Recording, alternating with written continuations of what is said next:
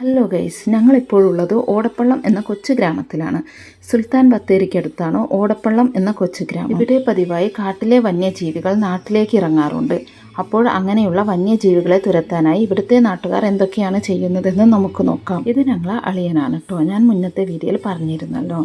കാടാൽ മൂടപ്പെട്ട ഒരു സ്ഥലത്താണ് ഞങ്ങളുള്ളത്. അതായത് വള്ളുവാടി ഓടപ്പള്ളം കുട്ടറാംചെട്ടീൻ്റെ പ്രദേശമാണ് ഈ സ്ഥലം. ഇപ്പോൾ ഈ വൈകുന്നേരങ്ങളിൽ ഈ തീയൊക്കെ കൂട്ടിയത് കാട്ടിൽ നിന്ന് വിറക് ശേഖരിച്ച് കൊണ്ടുവന്ന് ഞങ്ങൾ ഈ തീ ഇട്ടത് രാത്രി മൃഗങ്ങളിറങ്ങും. ഈ പ്രദേശങ്ങൾ കംപ്ലീറ്റ് മൃഗങ്ങളും ആനയും പന്നിയും ബാക്കിയുള്ള എല്ലാ മൃഗങ്ങളും ഈ പ്രദേശങ്ങളിൽ ശല്യം ചെയ്യുന്നതുകൊണ്ട് ഞങ്ങളിവിടെ കാവലാണ് രാത്രി. ഓടപ്പള്ളം പള്ളുവാടി പ്രദേശത്താണ് ഞങ്ങളിപ്പോൾ ഉള്ളത്. ഇതിനെ ഷോട്ട് പോയി കഴിഞ്ഞാൽ മൈസൂരേക്ക് എത്താം. അങ്ങനെ ഒരു വഴിയും കൂടി ഇതിലുണ്ട്. ഇപ്പോഴത്തെ ഒരു ഹൈവേ വരികയാണെങ്കിൽ ഇതിൻ്റെ ഏറ്റവും നല്ല സർവേ ബ്രിട്ടീഷ് സർവേ പോയിക്കൊണ്ടിരിക്കുന്നൊരു പണ്ട് കാലത്ത് ബ്രിട്ടീഷുകാർ സർവേ ചെയ്തിട്ടൊരു ഏരിയയാണിത്. അപ്പോൾ ഇതിപ്പോൾ ഞങ്ങൾ തീയൊക്കെ കൂട്ടി ഇങ്ങനെ രാത്രി നേരം വെളുപ്പിക്കും ഇവിടുന്ന്.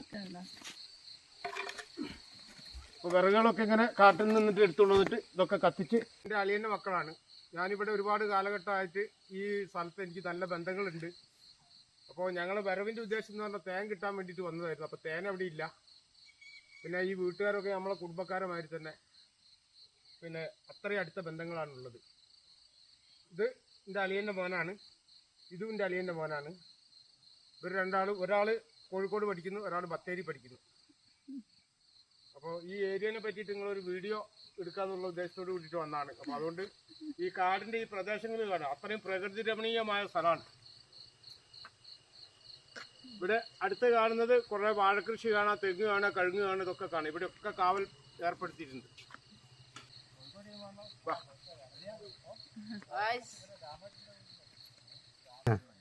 പിന്നെ ഞാൻ പറഞ്ഞല്ലോ, ഇവിടെയൊക്കെ ഞങ്ങളെ പാർട്ടിക്കാരേ ഉള്ളൂ, വേറെ പാർട്ടിക്കാരൊന്നും ഇല്ല.